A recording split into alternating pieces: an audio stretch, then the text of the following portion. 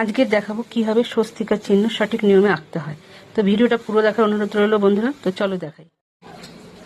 ধর্ম, অর্থ, কাম, মোক্ষ, মুক্তি, সান্নিধ্য, সমরূপতা, যুক্ত, মন,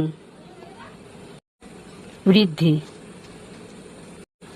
অহংকার, চিত্ত, শ্রদ্ধা, বিশ্বাস, প্রেম, সমর্পণ। আরেকবার ভালো করে বুঝিয়ে দিই। ধর্ম, অর্থ, কাম, মোক্ষ, মুক্তি, সান্নিধ্য, সমরূপতা, যুক্ত, মন, বৃদ্ধি, অহংকার, চিত্ত, শ্রদ্ধা, বিশ্বাস, প্রেম, সমর্পণ। এই লেখাগুলি সবসময় বাইরের থেকে ভেতরে আনবে, আর ডান দিক থেকে বাঁদিকে যাবে।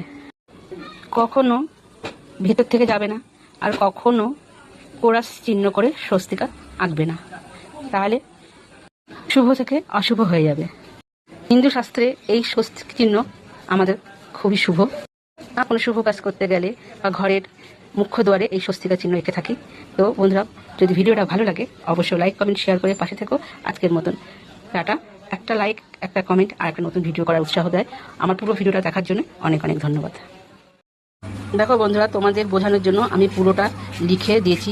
তোমরা একটু ভালো করে যদি বুঝতে না পারো তাহলে এই লেখাটা দেখে নিও।